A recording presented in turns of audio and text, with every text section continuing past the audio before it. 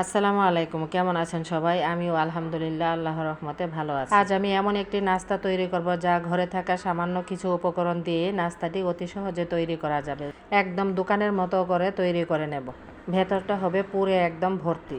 ভেতরের পুরটা তৈরি করার জন্য আমি এখানে 300 গ্রাম গরুর মাংস নিয়েছি। আমি এখানে সলিড মাংস নিয়েছি, হাড় সহ মাংসটা নেওয়া যাবে না।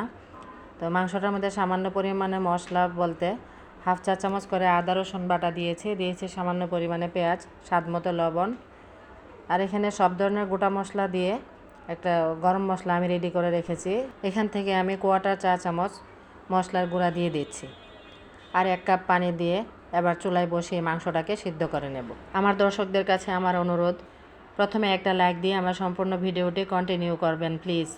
আর ভিডিওর কোনো অংশ যদি একটু ভালো লেগে থাকে তাহলে প্লিজ সেই অংশটির জন্য হলেও আমার চ্যানেলটিকে সাবস্ক্রাইব করে আমার পাশেই থেকে যাবেন। পুরনো বন্ধু যারা অলরেডি সাবস্ক্রাইব করেছেন তাদেরকে জানাই আমার অন্তরের অন্তঃস্থল থেকে অসংখ্য দোয়া ও ভালোবাসা। এই যে মাংসটা আমি সিদ্ধ করে নিয়েছি, এই ফাঁকে আমি অনেকবার নেড়ে দিয়েছিলাম। মাংসটার সাথে কিছুটা সবজি দেব।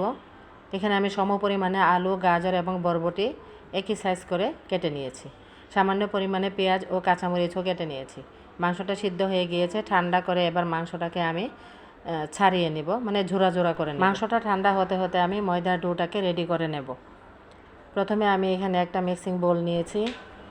আমি এখানে 1.5 কাপ ময়দা নিয়েছি। চাইলে এই নাস্তাটা আটা দিয়েও তৈরি করা যাবে।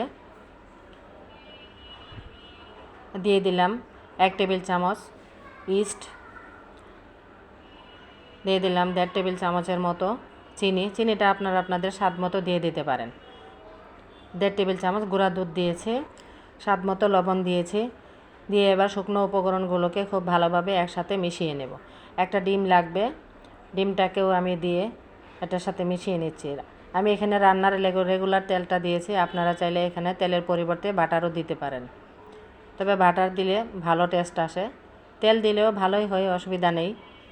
আর আমি এখানে কুসুম গরম 1 কাপ পানি নিয়েছি। সম্পূর্ণ পানিটাকে একসাথে দেব না, অল্প অল্প করে দিয়ে আমি একটা সফট ডো তৈরি করে নেব। এই বাটি থেকে অর্ধেকটা পরিমাণে তেল আমি শুকনো ময়দাটার মধ্যে দিয়েছিলাম, আর এখন যে অর্ধেকটা রয়েছে অল্প অল্প করে দিয়ে আমি সম্পূর্ণ ডোটাকে আস্তে আস্তে মতে নেব।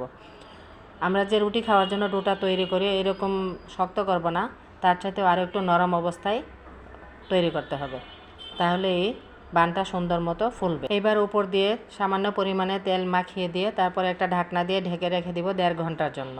ঢাকনার যে ছিদ্রটা আছে সামান্য একটু ব্যাটার দিয়ে তারপর ছিদ্রটাকে আমি বন্ধ করে দিয়েছি যাতে বাতাসটাকে বের হতে না পারে। ডোটা অ্যাক্টিভ হতে হতে আমি এদিকে ভেতরের পুরটাকে রেডি করে নেই। চুলায় একটি কড়াই বসিয়ে পরিমাণ মতো তেল দিয়েছি, আর যে পেঁয়াজটা কেটে রেখেছিলাম সম্পূর্ণ পেঁয়াজটাকে দিয়ে দিয়েছি। পেঁয়াজটা একটু ভাজা হয়ে গিয়েছে, এ পর্যায়ে আমি 1 চা চামচ ভর্তি করে আদা বাটা দিয়েছি, রসুন বাটা দিয়েছি। এগুলোর কাঁচা গন্ধটা চলে যাওয়ার পর আলুটাকে দিয়ে কিছুক্ষণ ভেজে নিব। আলুটা যেহেতু একটু শক্ত তার জন্য আগেই আমি আলুটা দিয়েছি সামান্য পরিমাণে লবণ দিয়ে একটু পানি দিয়ে আলুটাকে একটু সিদ্ধ করে নিব। এখানে আমি একটু ভাজা জিরার গুঁড়া আর গরম মশলার গুঁড়া আর সামান্য পরিমাণে হলুদ দিয়েছি। কাঁচামরিচ যে কেটে রেখেছিলাম কাঁচামরিচগুলোকে দিয়ে দিচ্ছি। সবগুলোকে দিয়ে আলুটাকে সিদ্ধ করে আসা পর্যন্ত অপেক্ষা করব। সামান্য একটু লাল মরিচের গুঁড়া দিয়েছি একটু কালার আসার জন্য। আলুটাও 50% মতো সিদ্ধ হয়ে গিয়েছে। এ পর্যায়ে আমি গাজর আর বরবটি যে কেটে রেখেছিলাম সবজিগুলোকে দিয়ে তারপর আবারও ভালোভাবে কষিয়ে একটু সিদ্ধ করে নিব। ভাজা হয়ে গিয়েছে। এ পর্যায়ে আমি মাংসটা যে ছিঁড়ে রেখেছিলাম মাংসগুলোকে দিয়ে সবজিটার সাথে আবারও ভালোভাবে মিশিয়ে ঢেকে ঢেকে রান্না করে নিব 10 মিনিটের মতো। দিয়ে দিলাম একটু গরম মশলার গুঁড়া আর ভাজা জিরার গুঁড়া।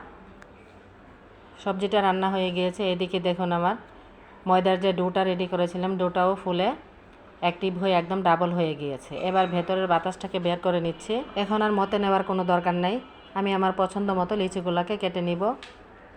একই সাইজ করে সবগুলা লিচি আমি কেটে নিয়েছি।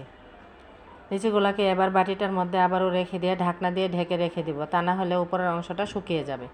এখান থেকে একটা লিচি নিয়েছি, ছোটো একটা রুটির মতো করে, মানে হাত দিয়ে চেপে চেপে আমি তৈরি করেছি। এবার ভেতরে পরিমাণ মতো পুর দিয়ে তারপরে উপরে আমি একটু চেডার চিজ দিয়ে দেবো। চিজটা দিলে খেতে অনেক টেস্টি হয়, আপনারাও চেষ্টা করবেন একটু চিজ দিয়ে দিতে। চেডার চিজও দেওয়া যাবে, আবার চাইলে মোজারেলা যে চিজটা পাওয়া যায় সেটাও দেওয়া যাবে।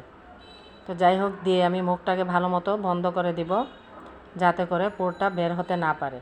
আস্তে আস্তে বন্ধ করে দিয়ে ওইদিকে আমি চুলার মধ্যে একটা প্যান বসিয়ে তেল গরম হতে দিয়েছি। বানগুলো ভাজার সময় কিন্তু চুলার আঁচটাকে অবশ্যই লো টু মিডিয়ামের মাঝামাঝি রাখতে হবে। বেশি যদি চুলার আঁচ বাড়িয়ে দেওয়া হয় তাহলে তেল বেশি গরম হয়ে যাবে, বাহির দিয়ে পুড়ে যাবে, ভেতরের অংশটা কাঁচা থেকে যাবে। আমি একটা পেপার নিয়েছি, চাইলে ফয়েল পেপারও দিতে পারেন অথবা খাতার যে সাদা কাগজ আছে হোয়াইট প্রিন্ট, ওই কাগজগুলোও দিতে পারেন। একটা ছুরির পিছনের অংশটা দিয়ে একটু ডিজাইন করে নিয়েছি, আর এদিকে একটা বাটির মধ্যে একটা ডিম ফেটিয়ে রেখেছিলাম। ব্রাশটা দিয়ে একটু ডিম ব্রাশ করে নিচ্ছি, তাহলে দেখতে ভালো লাগবে। এবার সামান্য পরিমাণে তিল উপরে ছড়িয়ে দিবেন, তাহলে দেখতে ভাজার পরে খুবই সুন্দর লাগবে। কাগজের উপরে রাখলে হয় কি সহজে তেলের উপর দেওয়া যাবে, তাহলে এই নাস্তাটার শেপটা নষ্ট হবে না। এই যে তেলটা হালকা গরম হয়ে এসেছে, এ পর্যায়ে আমি নাস্তাটা দিয়ে দিচ্ছি। এই যে দেখুন আস্তে আস্তে ফুলে যাচ্ছে, তারপর এমনিতে আস্তে আস্তে কাগজটাকে ছেড়ে দিবে। এই যে এক পিঠ ভাজা হয়ে গিয়েছে, তারপর আবার আমি উল্টে দিয়েছিলাম। এই যে ফুলে দেখুন কতটা সুন্দরভাবে ডাবল হয়ে গিয়েছে। আর একটা বান আমি আপনাদেরকে ভেজে দেখাচ্ছি। এবার প্লেটের মধ্যে একটা টিস্যু পেপার দিয়ে তারপর টিস্যুর উপরে রেখে দিবেন, তাহলে এক্সট্রা যে তেলটা আছে সেই তেলটা টিস্যুটা চুষে নিবে। এই যে আরেকটা বান আমি ভেজে নিচ্ছি। নাস্তাটি খেতে হয় অসাধারণ স্বাদ। চাইলে এটা বিকালের নাস্তায় বা স্কুলে বাচ্চাদের টিফিনেও দেওয়া যায়। আমার বাচ্চারা তো খুবই পছন্দ করে এই নাস্তাটি। একটু সসের সাথে পরিবেশন করতে পারেন অথবা এমনিতে খালি খালিও খাওয়া যায়। আমরা নিজেরাই যদি ঘরের ভিতরে এরকম নাস্তা তৈরি করতে পারি তাহলে দোকান থেকে কেনার কোনো দরকারই নেই। দোকানের জিনিসগুলো যে আমাদের বাসা থেকে ভালো হয় তা তো নয়। আমার আজকের এই বিফ ভেজিটেবল বানের রেসিপিটি আপনাদের কাছে কেমন লেগেছে প্লিজ কমেন্টে জানাবেন। যদি আপনাদের কাছে বেশি ভালো লেগে থাকে তাহলে প্লিজ বেশি বেশি করে শেয়ার দিয়ে ফ্রেন্ডস এবং আত্মীয় স্বজনদের দেখার সুযোগ করে দিবেন। এই যে দেখুন কতটা সুন্দর ফুলকো ফুলকো হয়েছে, একদম মুচমুচে, বাহিরটা মুচমুচে, ভেতরটা একদম সফট হয়েছে, একদম ঠিক পাউরুটির মতো হয়েছে। এমনিতে রাস্তায় বা হোটেলে যে বানগুলা তৈরি করে একই রকম দেখতে, খুব সুন্দর হয়েছে, খেতেও ছিল সেই দুর্দান্ত স্বাদের।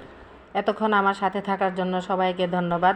আবার কথা হবে পরবর্তীতে অন্য কোনো নতুন ভিডিওতে। সেই পর্যন্ত সবাই ভালো থাকুন। আল্লাহ হাফেজ।